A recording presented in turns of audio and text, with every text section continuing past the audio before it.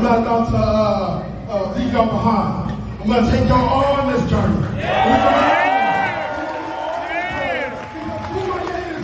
The people!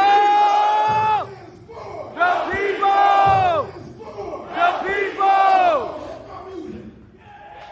Go, King!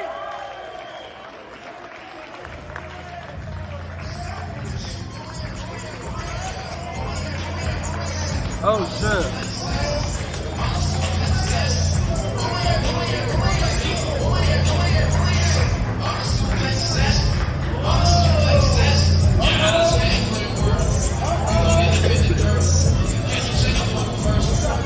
My man can't fight a nation. My man can't fight a nation. Gangster. Gangster, I like that. Yeah. Yeah. Yeah. Gangster. Gangster.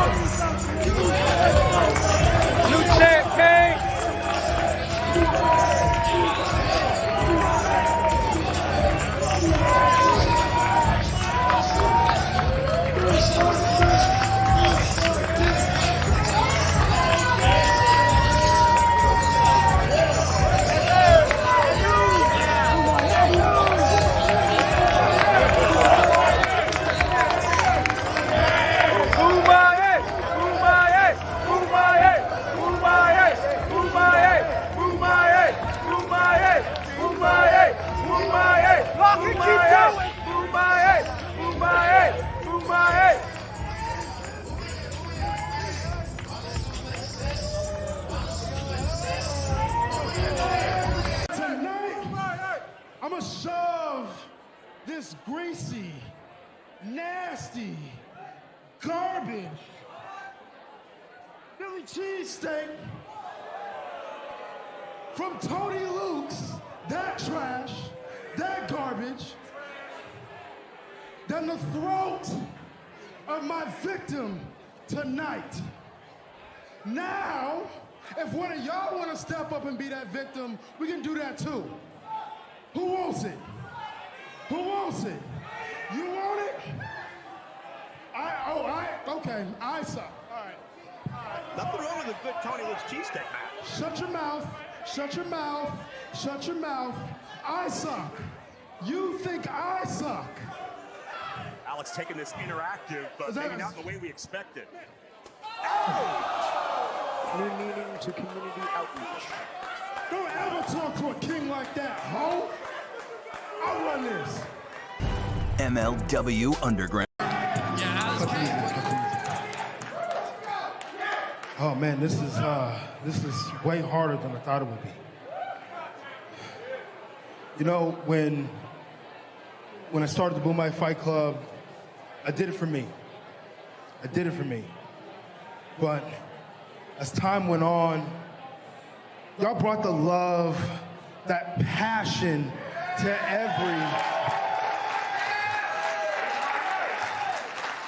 every fight and to every opportunity that I had. In Bomaye, it morphed into this movement. This movement.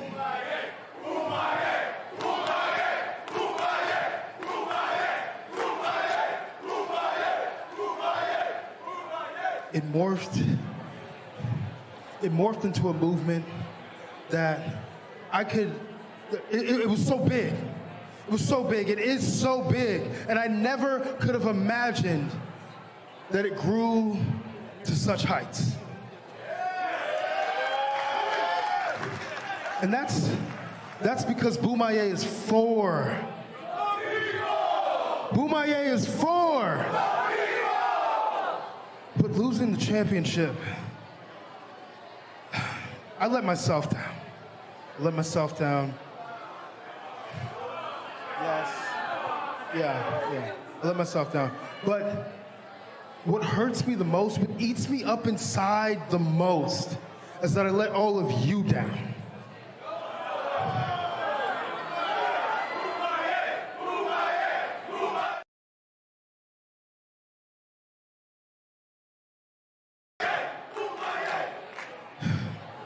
you know, I've always been a straight shooter. I've always told you guys the truth. And, you know, after thinking about this for a few weeks, I don't know what's next for me. So, with that said, I think it's time for Alex Kane to step away from MLW. Wow, could you imagine MLW or the Bomaye Fight Club, for that matter, without Alex Kane at the helmet? Wait a second. Whoa, whoa, whoa, whoa, whoa, whoa. You may be a lot of things, but the last thing you are is a goddamn quitter.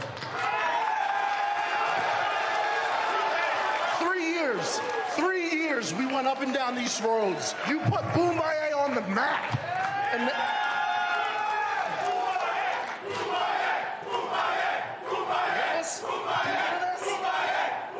and you want to go on vacation? You are a world champion. You beat every single person on this roster for 3 straight years. And you want to quit today? No. It's not on my watch, because you won't do it without me. I ain't no quitter. These people never gave up on you. Who's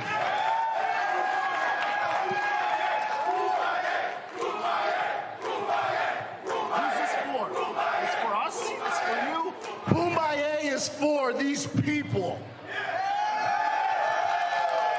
Listen, you're a captain. Do what captains do. Hard work starts today. Back to basics. You want that title back? You want to go on vacation? I want that damn title back. We got work to do, dog. Day 1 starts today. Let's go. You're not going nowhere. I'm not going nowhere. These people are not leaving your side.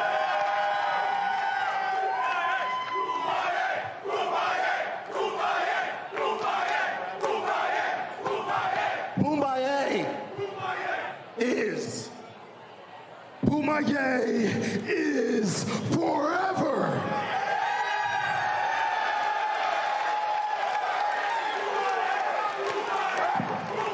Bomaye is forever. Bomaye is forever.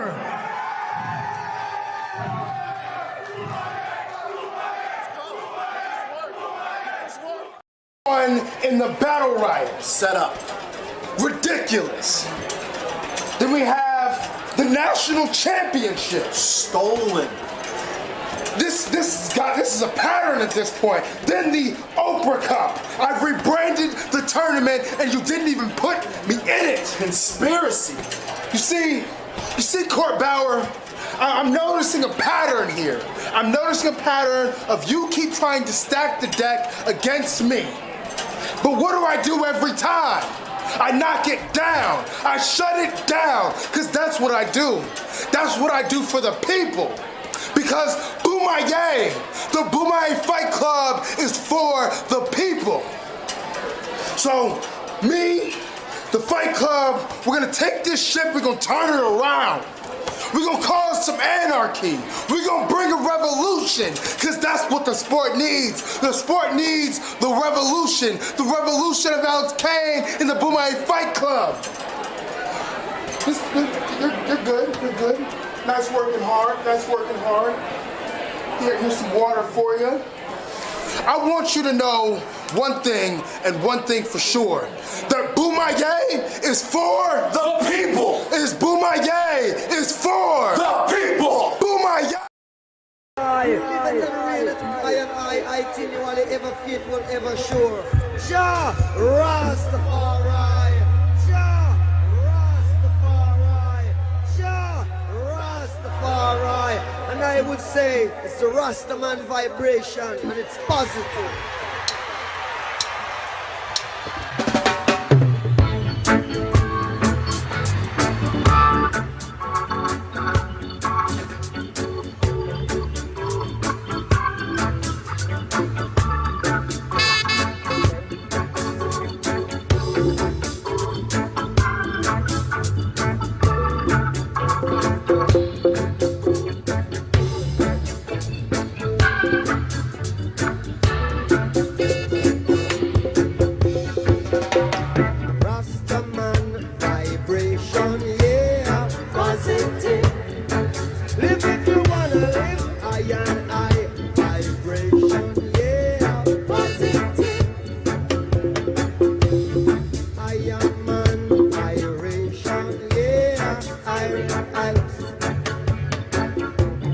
Positive vibration, yeah, positive. If we get down and we quarrel every day, we're saying prayers to the devil, I say. Why not help one another on the way? Blessed magician, just a little bit easier. Say we just could not live in a negative way. Make way for the positive day, 'cause it's a new day, new day, and it's a new feeling. Yes it is, new science. Oh, what a new day. Waking up. Are you waking up now? Yeah. Waking up. Are you waking up now?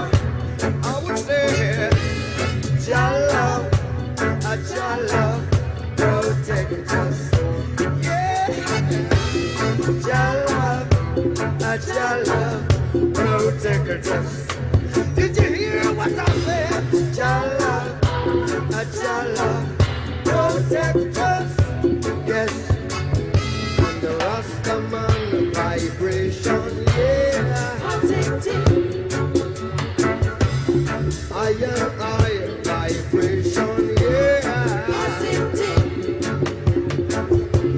Any higher man, iration, yeah. Yeah. Positive vibration, Lord, yeah.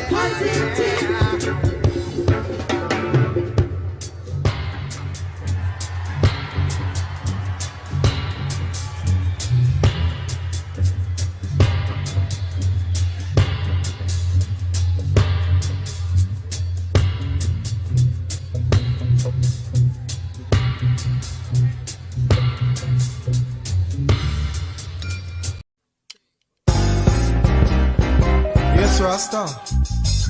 All them black people that belong to Africa. So we are keep the giddy and the hot. Aile! Hey, oh,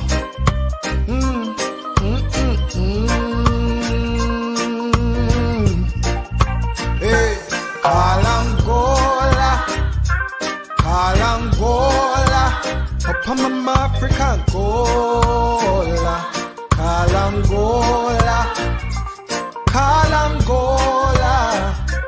Kalangola, opasha shamalang gola, Kalangola.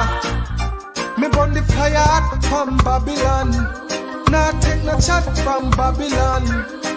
'Cause a youth corrupt, the ghetto youth, we do no wicked act, do no Babylon.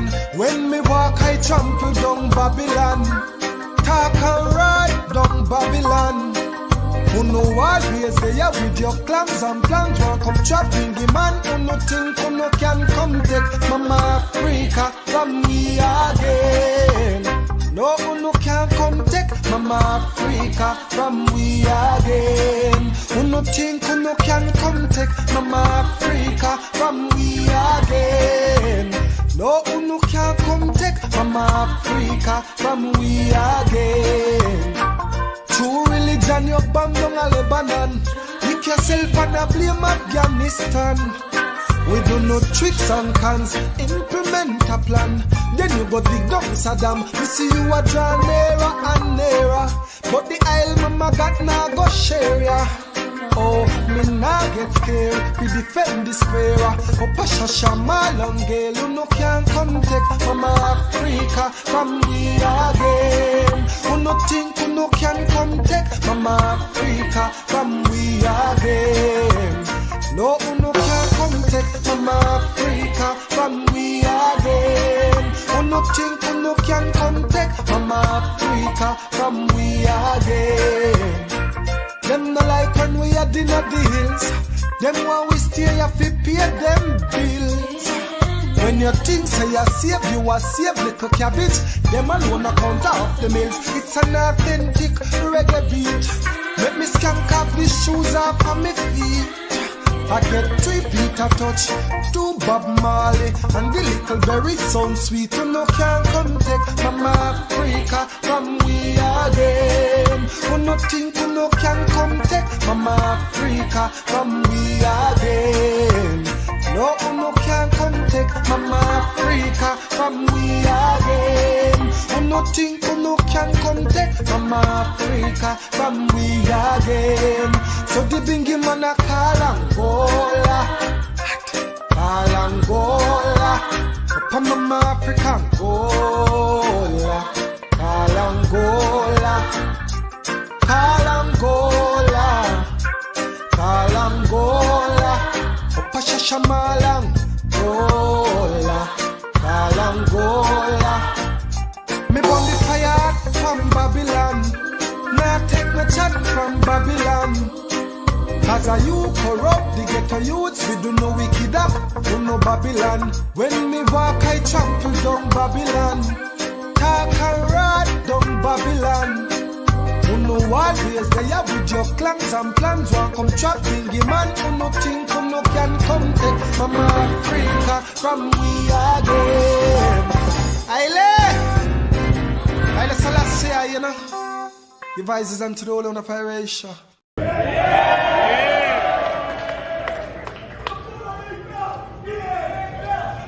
Yo, before people don't stop, yo, I'm not about to leave y'all behind. I'm gonna take y'all on this journey.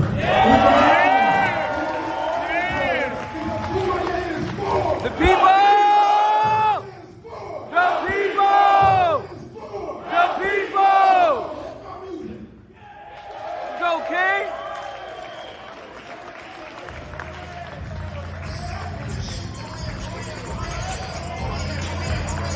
Oh, shit.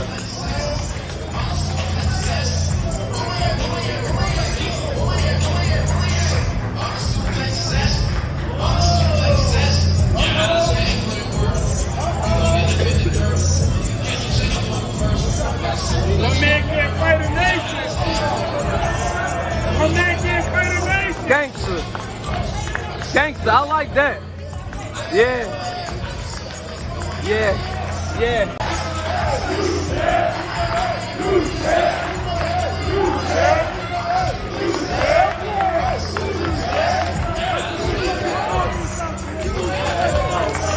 New champ, Kane.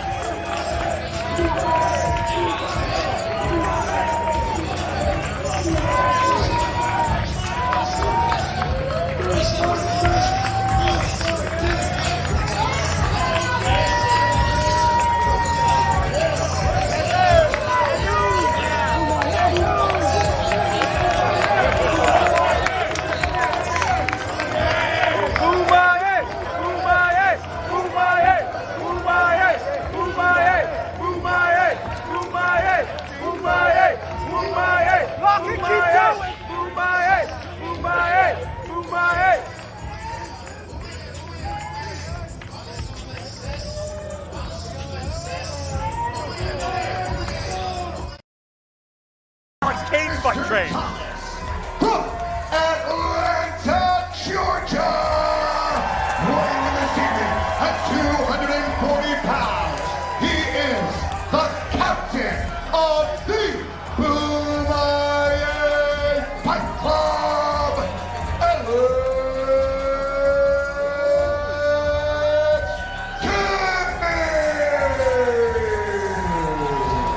Alex Kane in ritualistic war paint for ritual combat. This is more than pro wrestling. It's more than a faction. It's more than a name. This is the blood, the culture, the history, the passion that Alex Kane has done to build himself up to new heights and take all of his people with him to the top of the major league. And AJ Francis' attempt to tear it all down. Kane, of course, the former MLW World Heavyweight Champion, and I've noticed that he's only gotten better somehow, Championship. Kane, a dangerous competitor. Watch for his suplexes, watch for his grappling. He's one of the best on the planet in those categories as a wrestler. Alex Kane looks to get the Bomaye Fight Club. Championship on the line right now. Look at that, beautiful. The one that got away. I never won that one. Yeah, rats. I mean, I went for it, but then I lost. But it's all right. This ain't about me. I'm crying in the car. All right, the bell has rung. We got the power of Alex Kane against the craftiness of Suge D. Suge D trying to get the crowd behind him immediately because they know that once Alex start moving. Oh, it's a wrap. It's a wrap. I've been in the ring with both of these guys. And you're right. Once Alex starts moving, you have to stay out of the way. But you need to watch Suge. You need to watch him. He is, like you say, crafty. Listen, he know he'd have been around the block. He knows a few things. You know, as a mama, we call that sneak. Big shoulder tackle. You owe me a drink. You better stop messing with me. Okay. Alex standing strong, getting in his face, letting him know what it is. But see, Suge is a journeyman. That means he's going to take time to go through and get what needs to be done. Because he's been around the block. You got to watch him. He said, the first one, don't you? I'm going to keep on trying. Yeah, he found it out the hard way.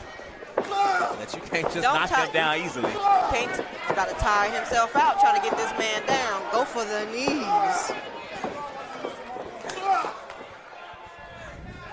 The tip of the night, ladies and gentlemen, go for the knee.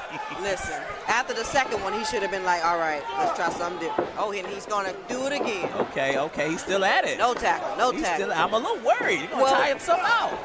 Alex is finally starting to budge a little bit. He ain't standing still, so maybe he's wearing him down. Keep like chipping Urkel away. said.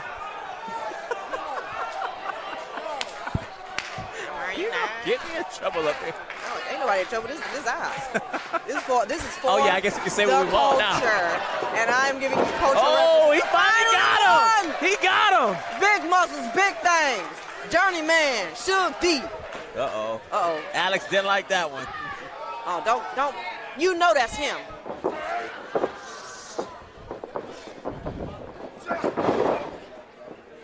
Suge finally getting him, weasel himself on out of there. Up and over out of the corner. Oh! Looks like he's going for that leg lock. But Alex is just too strong. I said no. Uh-oh. He keeps trying to go. He's trying to knock him down. The leverage is not going to work. His base. His base. He's trying to get at them knees. Trying. How you trying to get the knees from the bottom?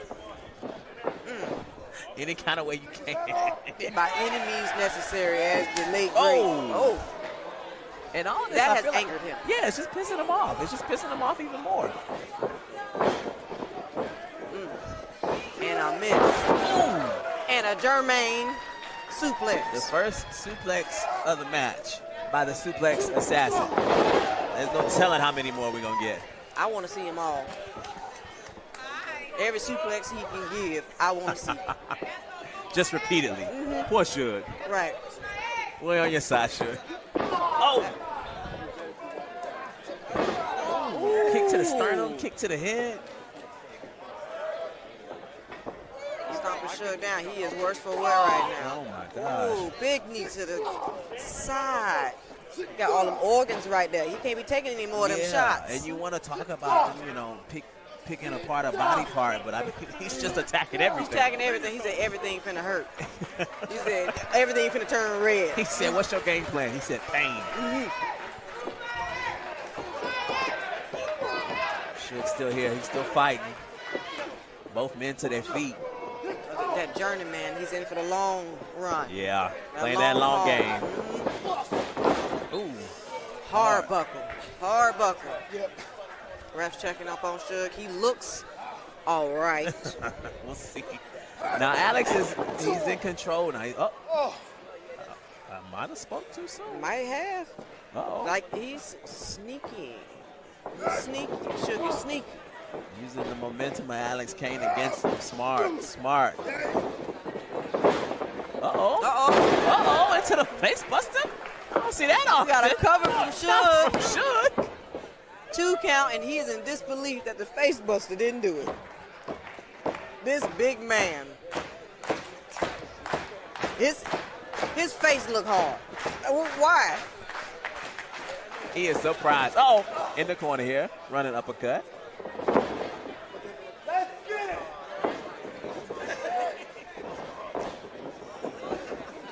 Uh-oh, missed the line. Got that Enzy. What we doing? What we doing? Ooh, big knee. Man. That'll stop you dead in your tracks, ladies and gentlemen. Stop. A big knee straight to the head. Stop the knee.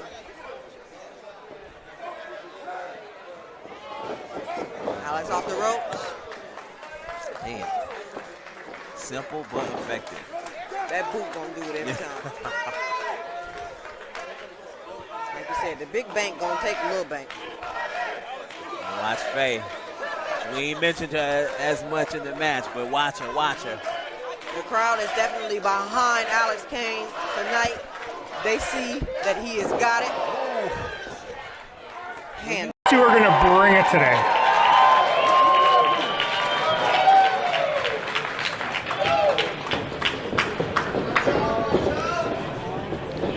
Lock up. Now you owe me another half pint. I'll grab you one after. And Alex gets him into the corner.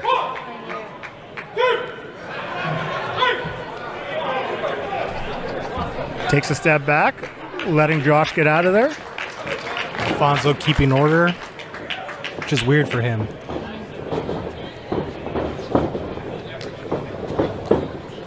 They tie up, front face lock. Alex fights out of that.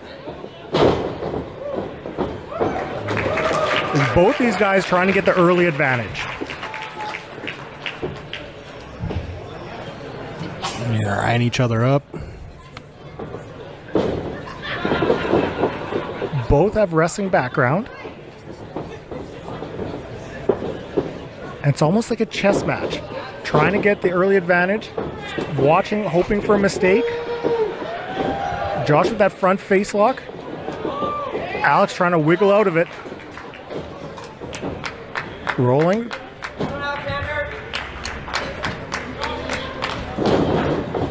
There we go.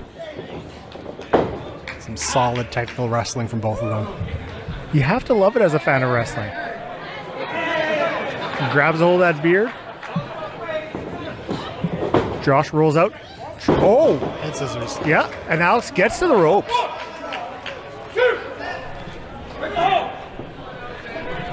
Now, in the past year, I mentioned Alex Kane, former MLW World Champion.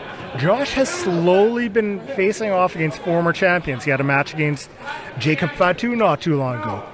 Last week, defeated Alex Hammerstone in a last man standing match. So, I mean, slowly he's taken on all these former MLW champions.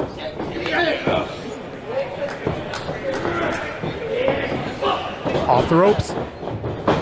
Oh, he barely even budged, Blair. I was surprised at that. And he is solid. Oh, there we go. We trade some shots back and forth. And Josh giving him the opportunity. Off the ropes. Drop to hold. Baited him into that one. Oh, Alex gets him up. Slam. Using that strength. Offers the one more time. Gets him up. Oh, Josh up and over. Big elbows. Oh, into the corner. Gets him up. Oh. Josh with a back suplex of his own. And listen, the crowd appreciating all of this. The suplex assassin taking one of his own. Working over that left leg. I mean, it's really tough to throw a suplex when you've only got the use of one leg. Alex Kane makes it to the ropes to break it.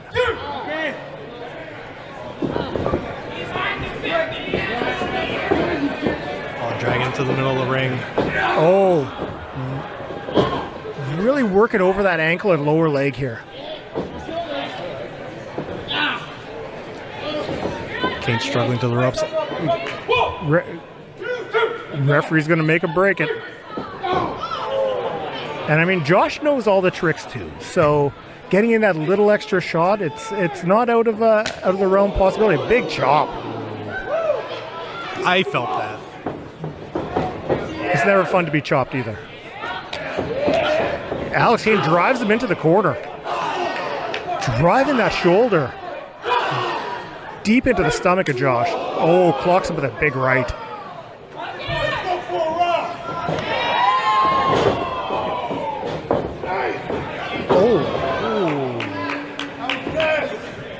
Rough stomp to the chest.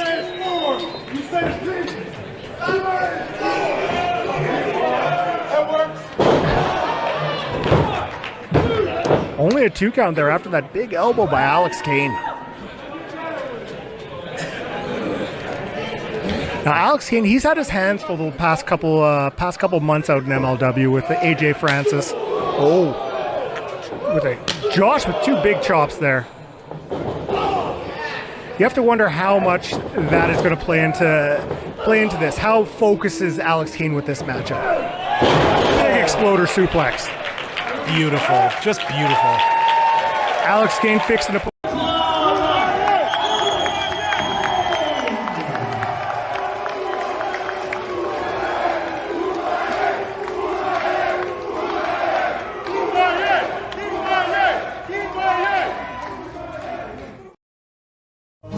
Georgia.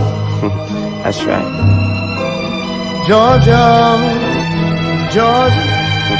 That's right. Georgia. Georgia. That's right. Georgia. Georgia. Georgia. The whole day through. Just an old sweet song keeps Georgia on my mind. Georgia on my mind. I said, Georgia, Georgia, a song of you. As sweet and clear as moonlight through the pines.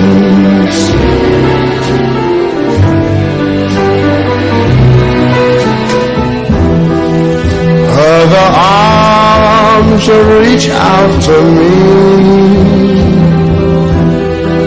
Other eyes smile tenderly. Still in the peaceful dreams I see, the road leads back to you. I said, Georgia, oh Georgia, no peace I find. Just an old sweet song keeps Georgia. Carry on, low heavy arms, got diamonds in every charm. 357 fire, cherry bomb, Megatron. Brief shooter, the new assignment to get him gone. When the plug hit me with assignment, he very calm. Money back guaranteed, cut he hit me, I'm never D, baby girl. Want me to explore the place she carry, you see. I'm in and out with different poses and varying speeds. If I cut you off, then your whole area bleeds. Never seen a drought until the pandemic lockdowns. We hear the Glock sounds. Well, sir, I don't think anybody here would deny that when you send your chickens out in the morning from your barnyard, those chickens will return that evening to your barnyard, not your neighbor's barnyard. I think this is a prime example of the devil's chickens coming back home to roost. That the chickens that he sent out, the violence that he's perpetrated in other countries, here and abroad, be it 4 children in Birmingham or Medgar Evers or Lumumba in Africa, I think this same violence has come back to claim one of their own. Now, being an old farm boy myself, chickens coming home to roost never made me sad. In fact, it's only made me glad. I'd like to follow up on that question.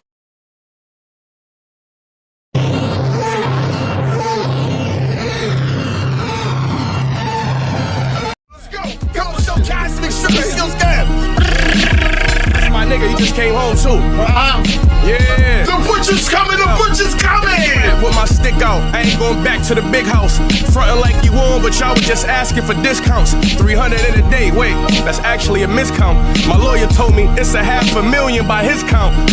You know that's real shit. I don't gotta check my bitch cause it's tame mine. Time to go, and I just tap my wrist like it's game time. In the pocket throwing spirals.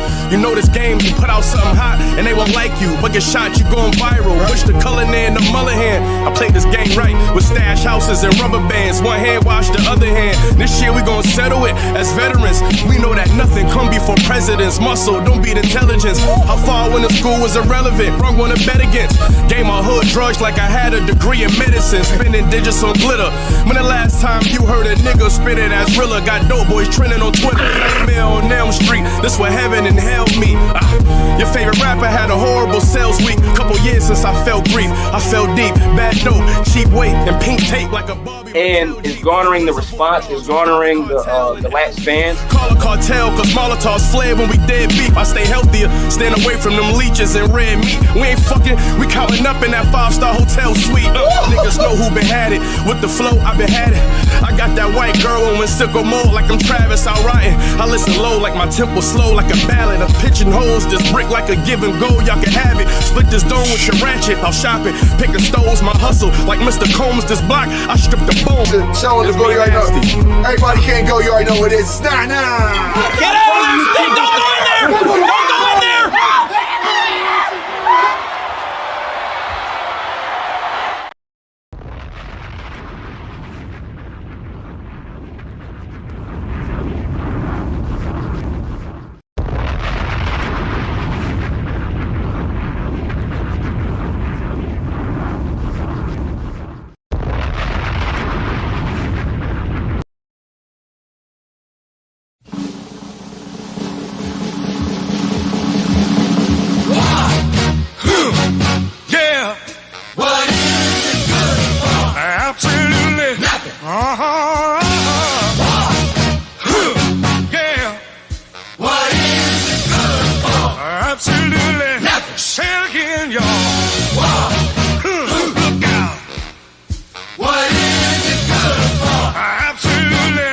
To me. I despise, 'cause it means destruction of innocent lives. War means tears that thousands of mothers die when their sons go out to fight and lose their lives. I said war. Good God, y'all. What is it good for? Absolutely. Get sad again. War.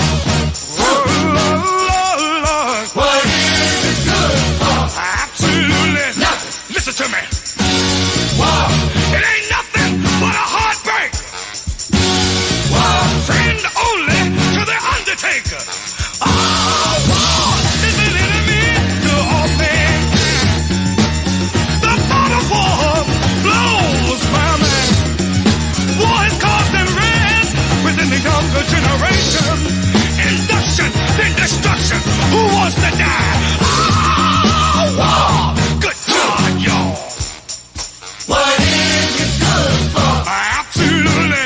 Said. War. Yeah. What is it good for? Absolutely. Nothing. Listen to me. War. It ain't nothing but a heartbreaker. War. It's got one friend, that's the undertaker. Oh, war has shattered many young men's dreams. Made him disabled, bitter and mean. Life is much too short and precious to spend fighting wars each day. War can't give life, it can only take it away. Oh, war! Good God, y'all. What is it good for? Absolutely. Nothing. Say it again. War. Lord. What is it good for? Absolutely. Nothing. Listen to me. War. It ain't nothing but a heartbreaker. War. Friend only to the undertaker. Peace, love, and understanding.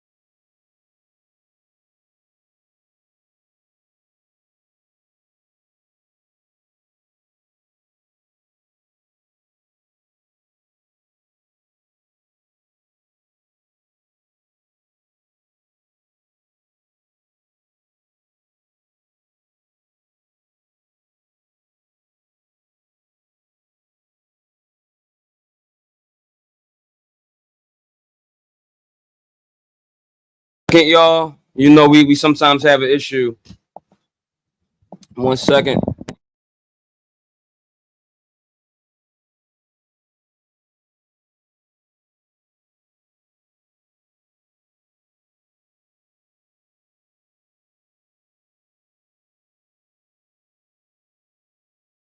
There we go. There we go. I think we good. I think we moving. I think we good and moving. I think we good and moving. Everybody, thank y'all so much for joining this evening, this afternoon, however y'all reaching us. Man, look, I just want to get right to it, man. It's been a long day for myself, coming off of a crazy office day, but we're gonna keep everything moving, man. So as a lot of y'all know, man, I'm from the city of Philadelphia. I have a long, lineage of folks from down south, but this right here is my home. And a few years ago, you dig what I'm saying? There was a particular movement that started not too far from where I'm from. Not too far from where I'm from. This particular movement inspired me and mines around here. You dig what I'm saying? In that particular building, down 2300, we grew up down there. We seen a lot transpire down there. But what was taking place, or what was going to take place in the next few years ahead of us, this is one of them ones. This is probably top 5, South Philadelphia moments I think I've ever experienced in my life. We'll get to the particular moment. You dig what I'm saying? But in a minute, we're going to address all of that. But for all intents and purposes, I definitely want to bring up my brother, the suplex assassin, Mr. Alex Kane. Everybody, please welcome our man Alex Kane this afternoon. How you doing? What's up, man? I'm good. I'm good. That was that introduction to when you started talking or whatever, it gave me goosebumps. I definitely would just want to set the feeling up a little bit, man. I do a whole lot of extra shit sometimes. Sometimes things can go left and don't go right, but I think that we are, good now, man. But I'm glad to be having you right here in the locker room. This is a long anticipated interview that I definitely have wanted to do for some time. And I'm definitely glad that you have provided the time, brother. So much appreciated, man. Much appreciated. I'm excited to be here, but just getting back to the introduction, there's times where like I know the impact and there's another word that I'm looking for, but I know the impact that the bomaye Fight Club movement has had on professional wrestling, even though sometimes it doesn't feel like it's had that big of an impact. I know that it's had a big impact, but it's always hearing people's experience with watching it grow that always like remind me of what was created and what was started. So that's always really cool for me. Absolutely. I just definitely wanted to treat you right, man, as right as possible. And I really feel like at this point in time, we're in an interesting time, not just in life, but just in pro wrestling. And the way that the pro wrestling space is mirroring reality, it's I don't know, it's a very jarring feeling right now, man. Especially for somebody like me who the type of work that I do, the type of media that I consume, just seeing the parallels at all times, like it just, it takes me aback. But, for this conversation, I'm just so glad that I have someone like you with all your uniqueness and everything that's going on in a space like this. So I definitely appreciate it again. And I just definitely appreciated what something like the Bomaye Fight Club has meant to Black fans and Black people in this space. You know what I mean? Yeah, it's truly it's a beautiful thing. It's not like any other I guess like Black wrestling faction that's existed. It's its own thing, and that's what I most appreciate about it. Absolutely. And that's what I most appreciate about it as well. You know what I mean? And we're going to get a little bit into, bomaye, the culture of it, how it started. But as we always start right here in the locker room lead, I definitely want to ask you a lead-in question. Why pro wrestling for you? Man, one of my older brother's friends, I don't know if they're still friends now, but one of his friends from childhood, he came to our house. I think he brought his like PS1. He had SmackDown Just Bring It, I believe. Mm-hmm. I haven't really seen anything like it before. But he was like, try this game out or whatever, and they went off and they did something. And I'm just sitting there playing this game. I don't know who anybody is or anything like that. I'm just playing this game, and I'm like, this is insane. This is sick. Yeah. And then like some years later, I went to like a garage sale. There was a VHS called Stone Cold's Demolition there or whatever. I was like, oh, I've heard that name before because I played the game before. Absolutely. So I watched that for some time. And then some more years later, I actually watched it. Like I actually watched like Monday Night Raw on TV. I don't know. I don't think it was the first time, but it's a time that I most remember vividly. It was Undertaker versus Jeff Hardy for the Undisputed Championship. It was a ladder match, and that was the moment where I was like, I think I was watching it with my dad, and I was like, "Yo, this is what I'm gonna do with my life." So like, I think it was like the spectacle. A lot of it was the pyrotechnics, the set. It was just the whole atmosphere of professional wrestling. I was like, I have to do this. Absolutely. No, I just love that so much. And that's why I asked that question, because I just want to see the moments in a particular performer's life when they decided. Because for me, as somebody as nerdy and as scholarly as I've, the spaces I've been forced to be into, wrestling was always that thing that just like brought me joy when I wasn't necessarily in the books and, doing the school stuff, right? But you mentioned that moment with Jeff and Taker, and I just feel, that moment, I remember that night watching that live. And just the feeling that gave me, just talking to other adults as well, talking to other, folks that's performers, man. I just love hearing that. So that just kind of popped me a little bit for sure. So you said that was like the first moment in which you think you remember you laid eyes on pro wrestling was that episode of Monday Night Raw? Yeah. Absolutely. Definitely. Love that background. So you definitely mentioned, your parents, all right? And one thing I really appreciate about you is where you're from. You know what I mean? As I said, I had folks from down south as well. Can you talk a little bit about where you're from in the state of Georgia? Just a little bit about that, and I guess a little bit about your school background. Yeah. So I grew up. I was a Grady baby. I was born at Grady Memorial Hospital. I was born premature. Like 3 months before I was supposed to actually be born or whatever. So I spent a lot of time there. So I almost didn't make it. From there, we moved to Boca Raton, Florida, and that's where that moment happened of me watching Jeff Hardy or whatever, and that's where most of my childhood was spent. Lots of front yard wrestling and stuff like that because we couldn't wrestle in the backyard because of the lake back there. So a lot of that fun stuff. Like 2005, we moved back to Georgia, and I was always like one of those. Like I was always even now, all my brothers are bigger than me or whatever. They're not more jacked than me. They're all dads, so they're all like fat and stuff. But I mean, much love to them. But absolutely. They've always been bigger than me. So growing up, trying to get into sports and stuff, my mom would never let me do anything. It's like, you'll get broken. We can't have that. Right, exactly. But when I was in the 7th grade, she finally let me, start wrestling. Good. And me, I'm over here like, oh, it's about to be like WWE. Like, where's the ring at? Where's the chairs at? All this stuff. I walk into the room and I'm like, what is this mat? What is this mat doing here? Yeah. I thought wrestling. It's like, we don't do none of that fake crap here. This is real wrestling. And I was like, okay. Shit. And I stuck with it, one, because I was like, this probably helped me in the future. And then also my older brother was doing it. So I was like, I want to be just like him. Yeah. So I do that for some years. I do it in high school. I ended up walking on to my collegiate wrestling team, and I did that for some years just because, like, I never wanted to I guess wanted to take that like super far, but I really wrestled in college because I wanted to prove to myself that I could do it.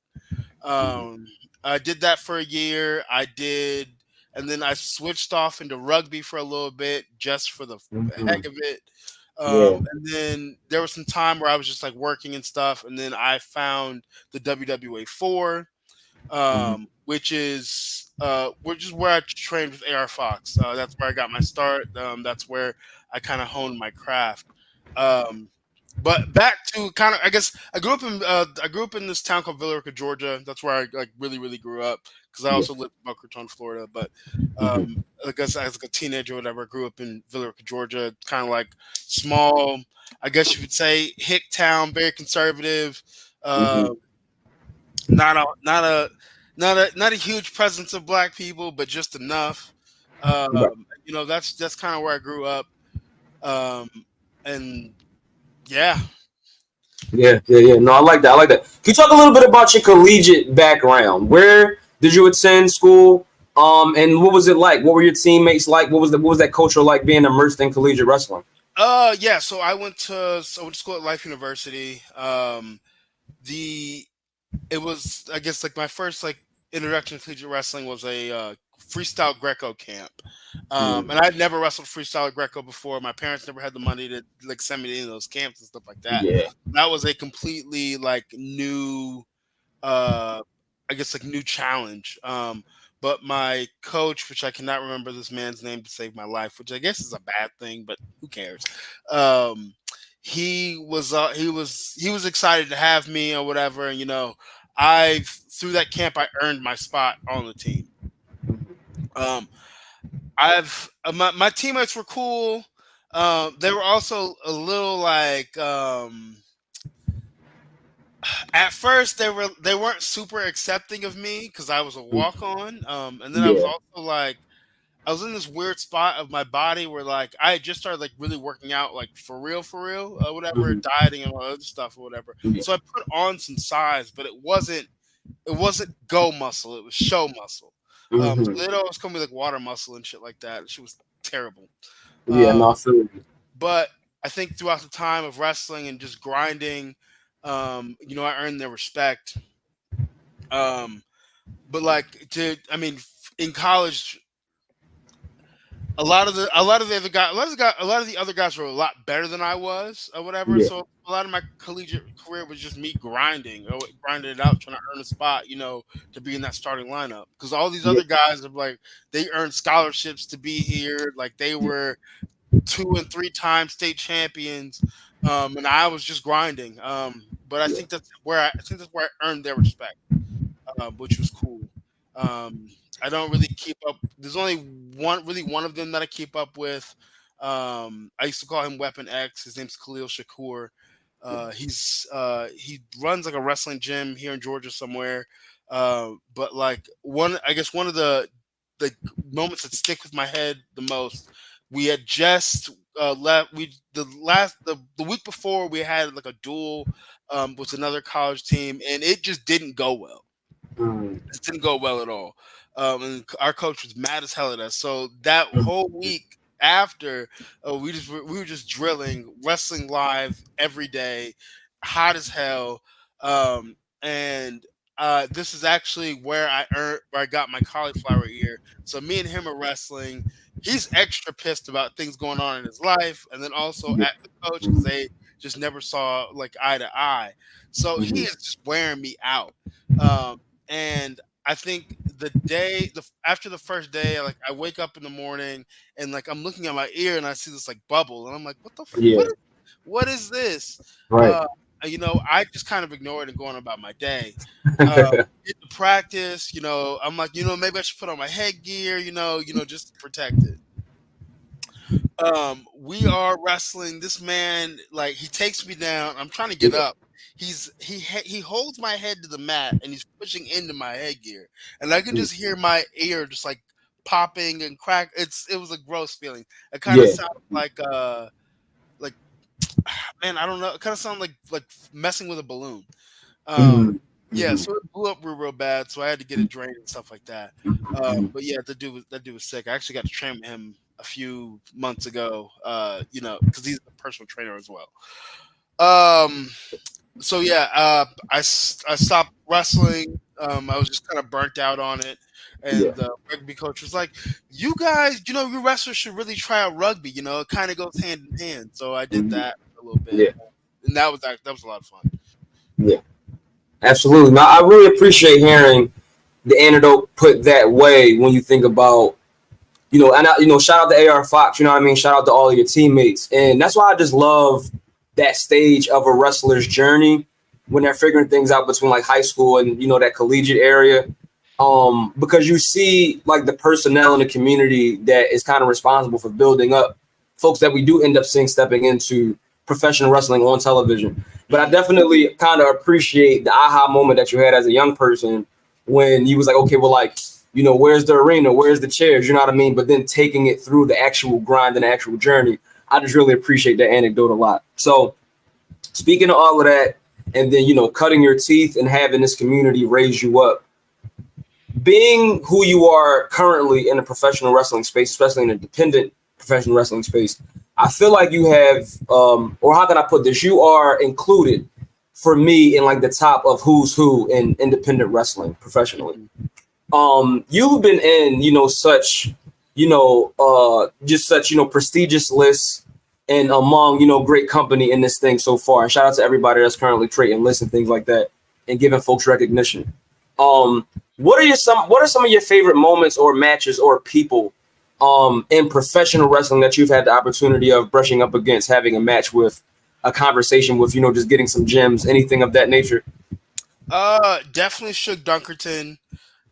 He's become a really, really good friend of mine. He's also a mentor of mine. O'Shea Edwards. It was actually in my first match with O'Shea is when I earned my beads that I wear now. They were a smaller pair. Those are my starter beads, but I've upgraded. Yeah. But it was that match for me that I kind of really gained gained the confidence that would propel me to where I am now. Yes. That match showed me, could really be a problem. And, and even O'Shea said it himself. Like, that's when I realized you were going to be a problem. Some other people. Jacob Fatu, when we wrestled at Fightland for the world title. That was a lot of fun. That was the first time I really used weapons in a match at all. Yeah, for sure. And that was also the first time I've had a match that long. But I wouldn't rather do it with anybody else but him. That was a lot of fun. Winning the world title was cool.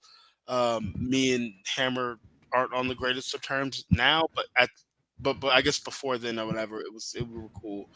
But I mean, even then or whatever, he had a lot of good knowledge or whatever to give to me. Before that, Fort Bauer actually.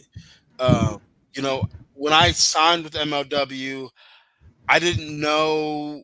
I didn't.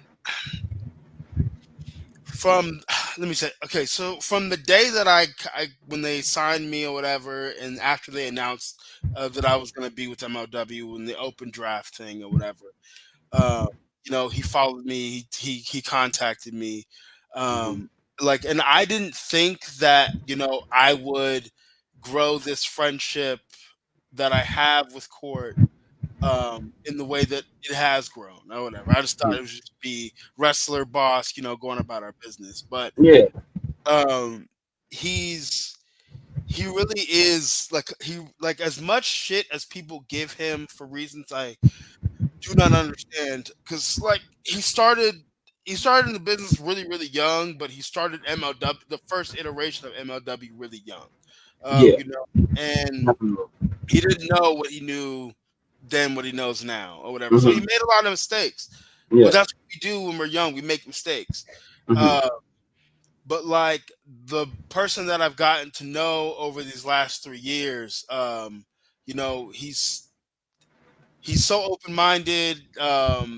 He's locked in to the streets. People don't think he's locked in, but he is locked in. And he was kind of the catalyst to the bomaye. He was a catalyst to the bomaye becoming a thing. He had me watch the Muhammad Ali documentary or whatever, because we were trying to decide what direction we were gonna go after me leaving American Top Team in kayfabe. Yeah, absolutely. And I had pitched a bunch of names or whatever. He was like, "That's too gimmicky. That's not gonna work. This, that, da, da, da." But I had gotten to the point of the documentary. I think it was around like the third, I guess you call it episode or third Yeah. part, or whatever. When he was when the Rumble in the Jungle, and they were Mhm. chanting, "Yeah," and I'm like, "Yo, this is sick." But I had never thought about that being the name of the team, and he was like, we were still spitballing names back and forth, and he's like, "What about bomaye?" And I was like, Yeah. that could be cool. It's chantable. Yeah. But I was still a heel at the time, so I wasn't out. Like he always told me to imagine what it would be like as a baby face and everybody chanting "Boomaya." Mhm. Like I could see it in my mind, but where we were at as far as in the character development of Alex Kane, I couldn't Yeah. really like imagine it. See it. Yeah. Absolutely. Um, Absolutely. but he was definitely like a proponent in that becoming a thing. And then I think it was when I wrestled Davey Richards, Yes. that promo before that match, he I think it was, no, there was a show before we were texting or whatever, and he was like, "Boomaya is for the people," and I Yes. never thought about that or whatever because we're heels, like fuck the Yeah. people, we're bad guys. At the time, yeah. At the time, but like when I was reading that text message, you know what? I'm gonna say that. I think I tweeted it first. Mhm. But like at first, people were just like, I mean, okay, Boomay is for the people. All right. Yeah. And he was just like, just keep saying it, keep chanting it. It's going to catch on, and Yeah. that it did. Yes. That it did. So and then like I guess that allowed me to develop as a character, and develop as a person. It kind of opened my eyes just on a personal level, looking at the world. Kind of opened my eyes to a lot of things as far as like Yeah. social justice and stuff like that. Mhm. And when I realized that the Boomerang Fight Club could be my vehicle to shine a light on other black wrestlers, because we were in Philly a lot. So I was like, well, there's a lot of black wrestlers in Philly or Yeah. whatever. Like, there's got to be a way to spotlight them. So when we started the Boomerang Fight Train before the world title run. Yes. It was like very small, like the Gracie Fight Train. That was the original idea. Yeah. Absolutely. Yeah. Idea. So it was me, O'Shea, Suge, Eel O'Neill. I think Jordan Blade was there. Mhm. There was one. There are two twins that are from the Northeast. I can't remember. Isaiah something. It might be Kelly. I think it might be the Kelly twins. Yeah. Yeah. Yeah. Yeah. Yeah. Yeah. Mhm. So they were in the first like fight train thing or whatever. Yeah. Yeah. So Yeah. but I personally or whatever, and I had to go back and forth the court a little bit. I wasn't feeling that presentation. One, because there wasn't enough space to do this damn train or whatever. Yeah. And then Yeah. getting into the train was weird. Right. But I think I did it for like one more show. For him, because it was hard getting people to come in, because essentially the people were extras or whatever. But Yes. it's a chance for them to be on screen, Yeah. which is huge. I mean, it's a television product, so it's huge.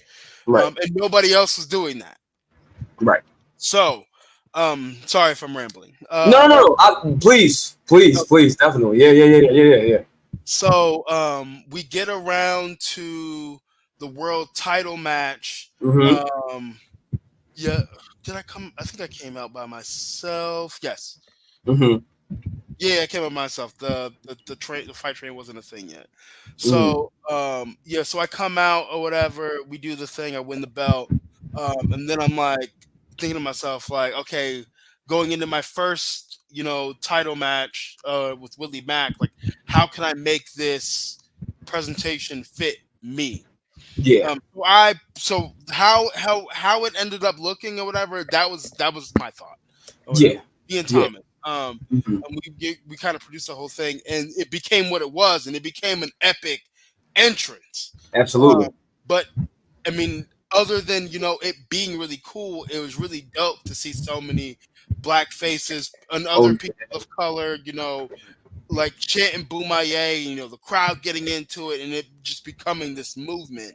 And that's one of the It's one of my favorite things about the entire run. It wasn't long, and some people try to give me crap about that, but um, uh, my thing was when I won the belt, it wasn't about the reign being as long as Hammerstone or as long as Jacob Fatu's. It Yes. was about the reign having more meat and substance than both reigns, Yeah. and having more impact than both reigns. Um, from a story perspective, because I told Yes. Court the day I fucking won that shit, or whatever, I don't want to just have matches with people. I don't give a fuck about that. I've never cared about that. I want to develop as a character, and I want to make this belt mean something more than just, oh, this guy can have great work rate matches. I want every single feud that I have to have a story to it, and he delivered on that. And every single match, every single thing that I had a story to it. Yes. And I think that is why it had the impact that it had, on top of everything else. So I haven't said this before. I've been thinking about this. I think I might be the greatest MLW champion they've ever had. I think so too. Yeah. So even moving past that, we're losing the belt to Kojima, which was still sick.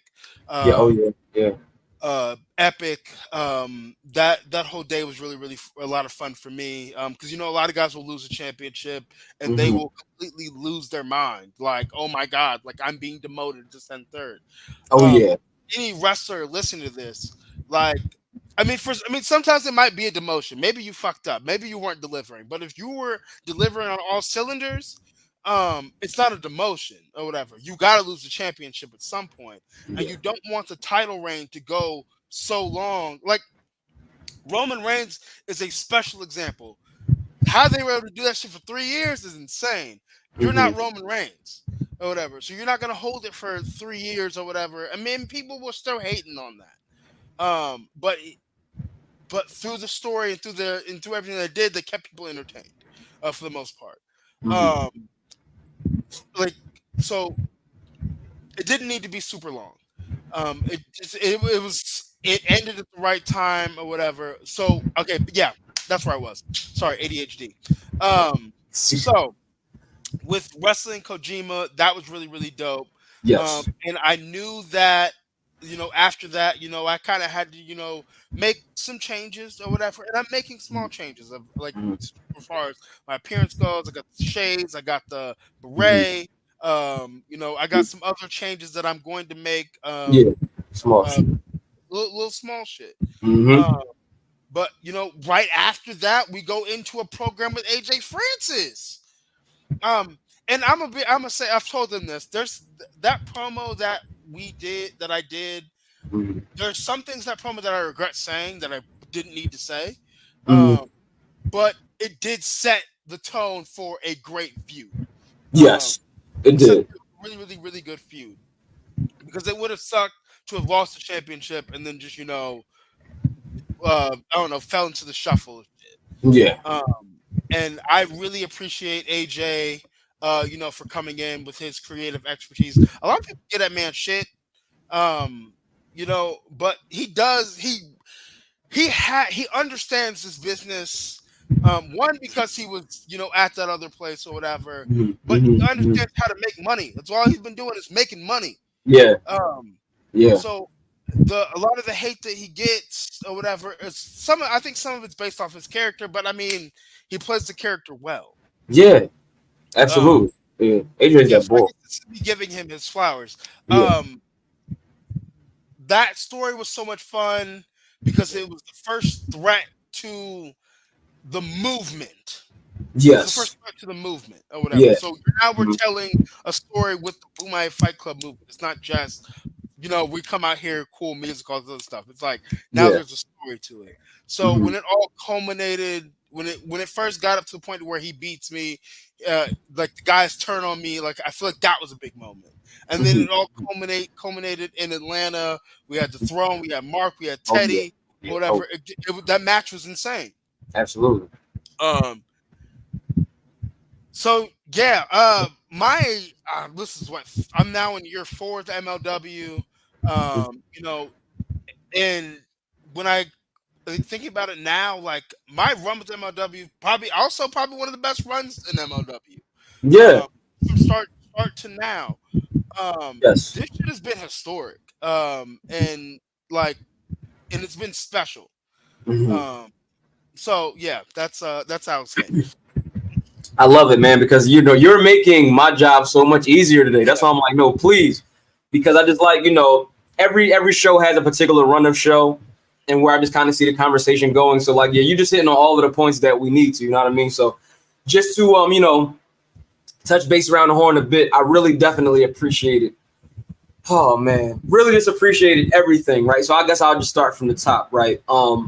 The first time I think I was like closest to you was when I started sitting on the floor at 2300, and I was second row for the Davy Boy match. And that night I just was like, you know what, man, like MLW needs to really figure this out. And at the time I didn't know how much court and certain folks were in on the creative and what exactly was going on, right? And so my friend, actually, his footage was captured in the Spirit of Bomaye video when when it says the source MOTY Factory. That's my friend. That's his footage. Match of the Year Factory. Shout out to my boy Ryan and Wakil. Sitting right next to him when he shot that. You know what I mean? And we're just thinking about the possibilities that could really be going on into this next summer in MLW in a city like Philly. And I think that you're definitely my favorite MLW champion of all time. Like, just hands down, just have to put that out there. Just got to mark out a little bit, you know what I mean? But I really appreciated the moment of which you captured the title, because I was there for the Jacob Fatu Hammerstone match, and I'm glad that match went how it went that night, because to me it added a certain level of grittiness to the title at that time. And so by the time you came into the picture and everything going on, for Never Say Never, I was like, I think Kane really got a chance to win this shit, man. Like, from a guy like Alex, you know what I mean, like your namesake.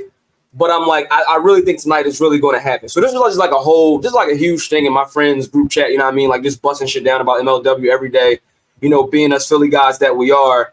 And meeting up that night and going down, you know what I mean, to 2300. And, that was one of the best moments. Like, that was one of the best nights of our lives, you know what I mean, last year. You know what I mean? So I just want to just thank you for just the part that you played in all of that, and just providing, I think, the people in South Philly with something to really hold on to for like years to come. Because not for nothing, but I don't know. There's a fan out there that goes to the MLW shows a lot.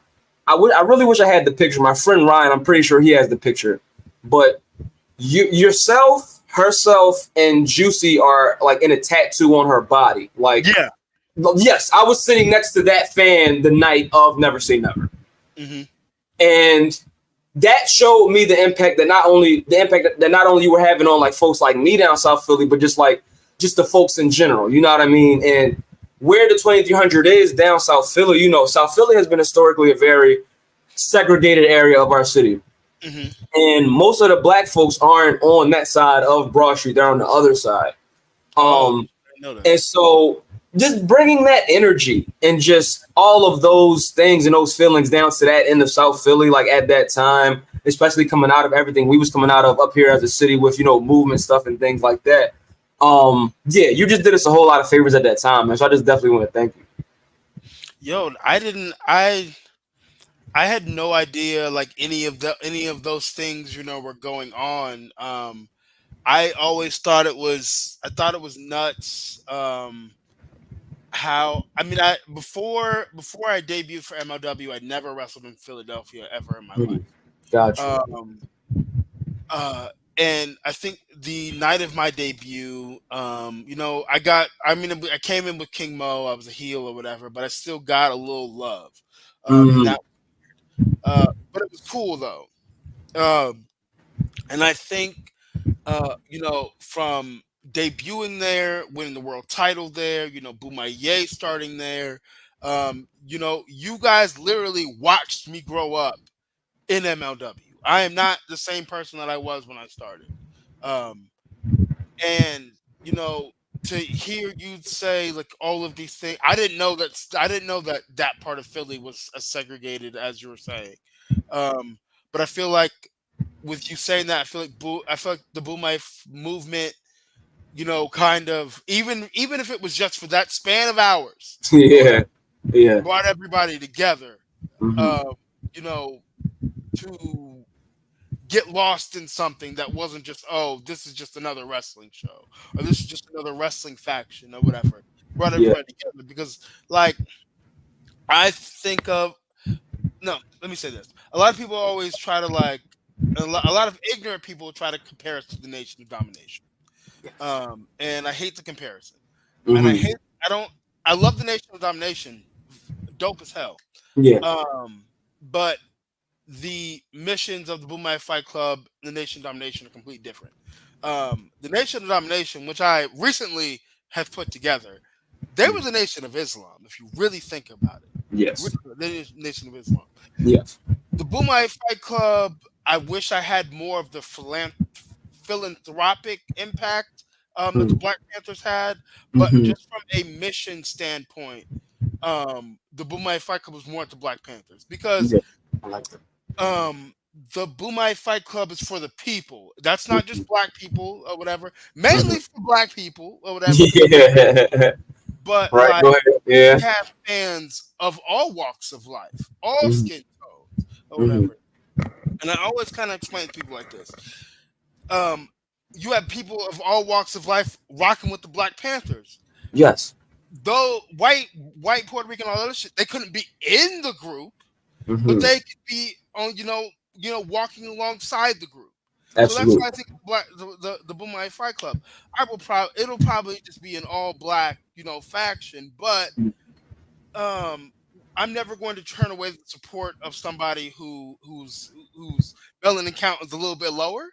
Yeah. Exactly. Talk. Yeah. Exactly. Like and a lot of Boomai Fight Club's mission also influences, my, personal politics and shit like that. But we ain't got to get into Mhm. all that. Mhm. That's how Mhm. people are. But like, actually, no, I will speak because the Black Panthers they were on the they were this it looks like right they were very much left, very much Yes. left. Yes. Yes. And that's how I am, and that's how I envision the Boomai Fight Club being. Mhm. So like very progressive. And Yes. I hope to take the mission of the Boomai Fight Club far past MLW. Yeah. Even onto an even bigger stage. Mhm. Because I feel like that's what professional wrestling needs. Um, Yes. a a black man with with some pull with a platform that Mhm. is for advancing black people in professional wrestling. Yes. Um, because there's a whole lot of black people in professional wrestling with platforms and stuff like that. Mhm. But they're not trying. But they're not trying to put. They're not trying to put other black wrestlers, other black talent on Mhm. in the way that I'm trying to. And trust me, I have Yeah. tried. There are so many people that I've pitched to be in the Boomai Fight Club or whatever. Mhm. I always get met with the fucking like, oh, well, I don't Mhm. know, and but Yeah. Mhm. I've definitely tried, and I'm going Yeah. to continue to try.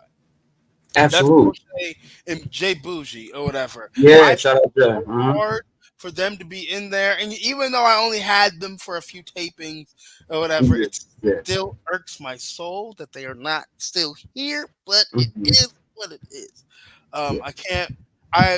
That bothers me, but I can't be too mad because MOW has done a lot for me, and Yeah. everybody can't fit in. But I'm glad that they had the opportunity to be there.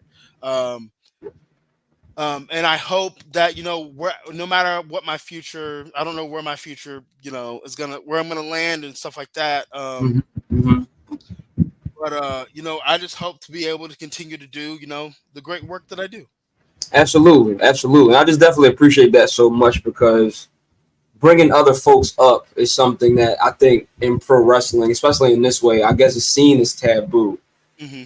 Especially when it's done in this way. But I would think that it's better to be a part of something like this to not be, because you have the experience. You never know how it's going to circle back around. So I just definitely commend you on that. And much respect to everybody that's making their decisions but for the greater good of advancing the total of who we are, the advancing all of our admirations or all of our aspirations.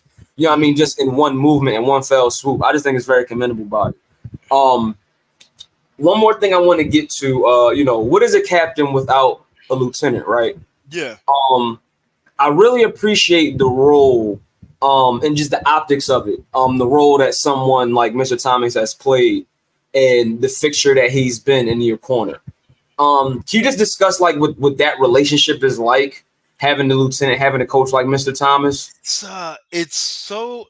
I'm gonna go to the origins of Please. me and Mr. Thomas first. Yeah. I think it was like my third.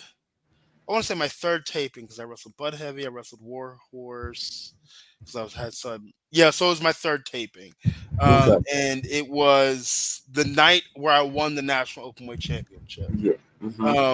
And I didn't know that me and Mr. Thomas were going to be paired together until that night.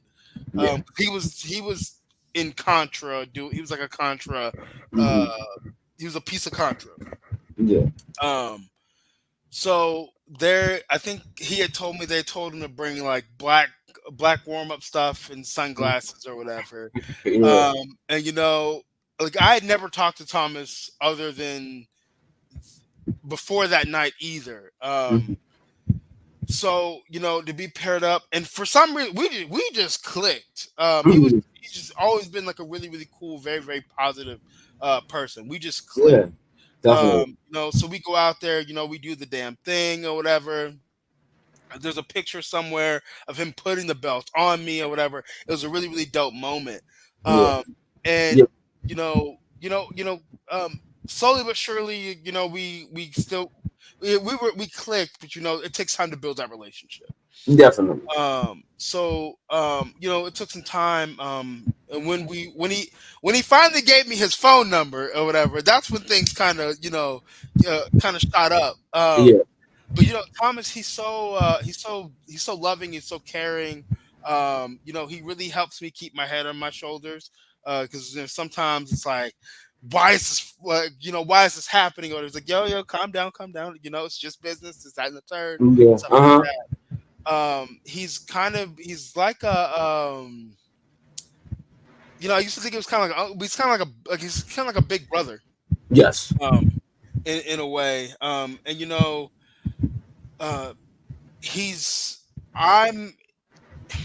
I advocate for him so much when it comes to some of the things that we do on screen. And I'm always going to go to bat for Thomas because he's always gone to bat for me. He's always had my back. I guess that's kind of all kind of come to a head now that we're wrestling next week in Florida. We're wrestling against each other. Yeah. And I'm gonna just say it right now or whatever. This is not some breaking up thing. This isn't some we're turning on each other or whatever. When we can, we train. We wrestle each other all the time. Yeah, definitely. So now you guys get to see, the stuff that we do in the gym, in the ring or whatever. Getting ready for matches, getting ready for shows.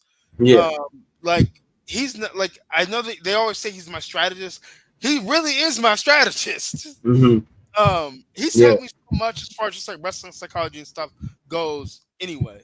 Because he has just a different outlook on it. So like I want the best for Thomas or whatever. He always says like who would have thought, we'd still be doing this, If it would have been anybody else, it probably would have been over in like 3 months or whatever. But we've really taken this ball and ran with it. And it's become this beautiful movement. Absolutely. And Thomas is so talented. He's so charismatic. He doesn't believe these things of himself sometimes. You can tell. But like when he really just lets himself just he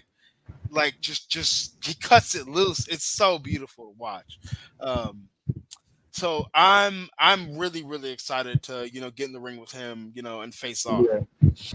Absolutely. I definitely can't wait to see, the things that y'all working. Because I just know just from looking at y'all, like I said, the optics, I can tell that y'all sparring partners. I can tell that thing is there. And yeah, man, just the way he sounds, the sound of his voice, you could just tell that he's a really humble guy with a lot to offer. You know what I mean? And kind of going back to folks in this community that build folks up, I'm sure that he has a major stake in everything that you have got going on. And yeah, I just can't wait to see what y'all do, man. That's definitely going to be a dope kind of like brother versus brother moment. And we kind of get those like in wrestling, but I like it in this context. You know what I mean? I definitely appreciate it in this context. We're gonna tear the house down. Yeah, absolutely. And he's not from Florida, but that's where he lives now. Okay, cool. Like when we were there a few months ago, it was insane. They were going nuts for this man. It was beautiful. That's what's up. That's good shit. That's what I like to hear, man. One more thing I want to get to. I want to touch on AJ just before we get up out of here, because I really think, kind of transitioning from Mr. Thomas also, when he, provided you with that spark in that promo and was saying like, it's time to go back to basics.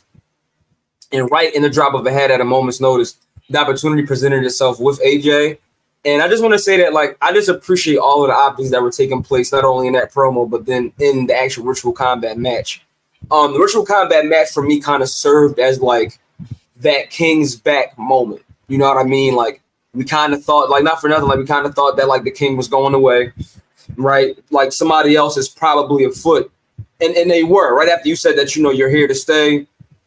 Mr. Thomas was going to get back on y'all shit. Here's this guy in black and gold, right? Like outside of his driveway, like, what I mean? Like the money counter, like all of those small motifs, and like just the two people that you were representing, who you were representing as an individual was Alex Kane, and all of your principles and, everything, all the success that you've had with this movement for people, for yourself, right?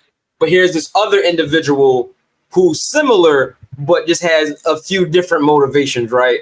You hear that money counter, you see the smoke, you know what I mean? So like everything, like it just made perfect sense. So by the time Ritual Combat came around and we had the elders present, and he still acknowledged the elders as well, and you know what I mean? Like everything just made sense. We got you with the beret, with the war paint.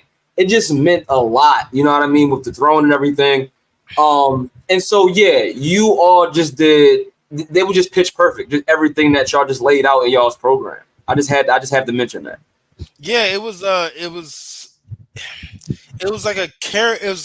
definitely a character development moment for me, because like for the longest time I thought that like if I didn't have the mohawk I wouldn't be who I am. For some time I thought the mohawk made the character and stuff like that. It's funny when I go back and watch my first couple matches or whatever to overtime in MLW, my mohawk gets skinnier and skinnier and skinnier. But like I've been wanting to cut it off for a while, but I didn't want to just do it at some indie show or whatever. I wanted to do it on a big stage and for a big reason. And the story between me and AJ was that reason. I mean, really, when you look at it all, it really was like the first Black Panther movie. If you go back and you watch everything, so that was really cool for me. But like, King's back, me cutting off the mohawk, painting my face, that was big for me. That was really, really big for me. To still have the same support, to still have the same fire that I have. The hair didn't make the man. The man made the hair. Yeah, it's absolutely, exactly. I'm gonna grow it out. We're gonna see what else Alex can get into. Because for me, like the mohawk is definitely good. I think it worked out great for you, especially in the beginning, like getting to be the baby face that you became. But then knowing how over you are and how everybody loved you, and then that moment of like, like not knowing like what your future is, and then kind of seeing that when we saw you again return to the person that we know who you are with the energy. The mohawk was gone, but the energy was there. And like I said, the war paint, and it was just like, like a certain rebirth. You know what I mean?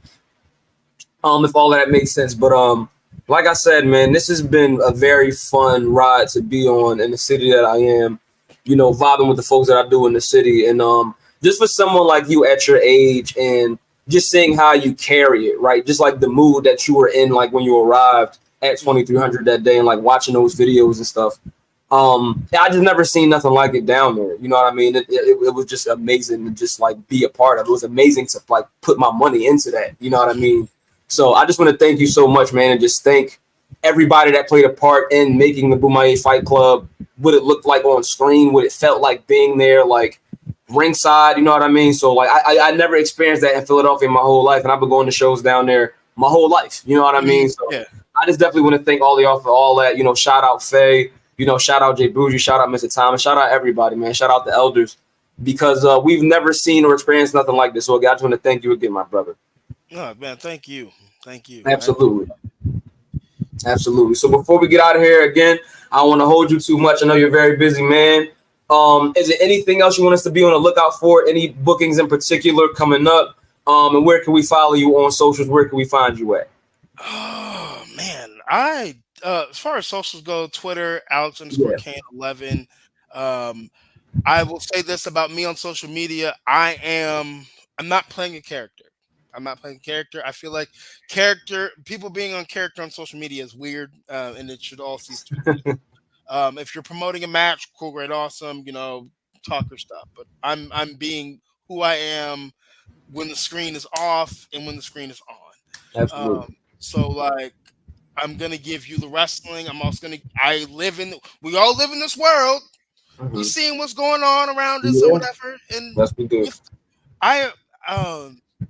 What people don't understand is I built this character or this persona. I'm sorry, the persona, because that's what even MSL calls it. Yeah, I like that. Because of the persona. Mm-hmm. I built this persona so that if I did say anything as far as what's going on in the world or whatever, it still makes sense. It's still within character because this is a movie. So yeah, follow me on Twitter. If you have two brain cells to rub together and you like cool black guys. Instagram is the Suplex Assassin. Don't find me on Facebook. Y'all need to stop that. TikTok is Alex_Kane11, just like Twitter. I'm hilarious on there. I try to have a good time. Brainbuster Tees, MLW Shop is where my merch is. Also For Your Wear, FOREUR Wear. Yep. I also have merchandise on there. That's black owned, dope as hell. Lots of wrestlers on there, lots of good stuff. MLW is, you can find MLW on YouTube. I think we're streaming everything from YouTube, live on YouTube now, unless we've gone back to Triller, which I think it's all on YouTube. Yeah. So yeah, watch us there. You can still find MLW episodes on Fight TV or Triller, whatever they're calling that. Yeah. MLW Blood and Thunder will be July, 12th? July 12th? Yeah. Mm-hmm. I'm sorry, Court Bauer. So sorry. Hold on, I just want to be sure. Yes, July 12th. July 12th, MLW, St. Petersburg, Florida, Blood and Thunder, Opera Cup Tournament, Alex Kane versus Mr. Thomas for the first time ever. It will be awesome. It will be amazing. We will tear the house down. I don't really have any. I mean, I have notable bookings, but I don't feel like getting into those. Yeah, no, that's perfect. That's cool, my brother. That's perfect. One more thing I want to touch on before we get out here. Again, this is a thank you, but it's an extensive one. Again, like I said, I've been going to shows down 2300. It's had other iterations of the names throughout the years, but I've been going shows down there for a very long time. Mm-hmm. And again, like I said, I got family from down south. The very first stop that my folks came to when they came to Philly was South Philly, but like I said, the other end of Broad Street. Mm-hmm. What you all meaning MLW now, what you all have done and created down there at 2300, you all have restored a certain feeling, but also subtracted a lot of bullshit. Yeah. And a lot of unnecessary things and just events that have taken place down that end in the name of pro wrestling and outside of the name, but sometimes with folks that have something to do with pro wrestling. Mm-hmm. But the vibe, the culture, everything that you all have created down there, the space, like MLW is our home promotion, like as Philadelphians right now, right? We could go back a few other years and we can name others, but MLW is the one right now that has been sustaining us through all of these things in this city and in this world that we live in. MLW has been here for us, and it's been nurturing to us, those that are wrestling fans and just folks in the city who do alternative things in the nightlife, as they do a lot of folks here in Philly, whether that's going to the late night arcades, whether that's playing, late night golf, all of that stuff. But just what pro wrestling is in Philadelphia and what it means to the city, you all have added to that so positively and not negatively at all as a promotion and just as people. So I just want to thank y'all for that again, and just the role that you have played in that. You know what I mean? Like, brother, like, I really don't have to say anymore. So I just definitely want to thank y'all, man. Shout out the court.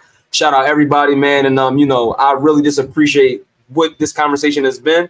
And I appreciate, what you're going to bring to the community in the near future, my brother. So thank you for this afternoon, and just thank you for everything. I really appreciate it. Thank you. I can't wait till we're back in Philly. I don't know when that is. I'm missing y'all, man. Yeah, I'm missing y'all so much, but it's all good. It's a lot going on right now. Get that road back, you know what I mean? And we're going to be here when it's all said and done, man. We're going, it's going to be a nice homecoming. Yeah, hell yeah. Absolutely. Yeah. And I'm going to be in contact. All right, cool. Absolutely. I'll pick up the phone. Okay, yeah, my guy, I'm going to tap in for sure, man. I'm going to tap in for sure. So, I definitely want you to, get to what you got to get to this evening. And everybody, Locker Room League, this has been myself and Mr. Alex Kane, the Suplex Assassin. Bomaye for the people. Until next time, y'all. Appreciate it. Thank you, brother. Have a good one. You too. Love y'all. We out.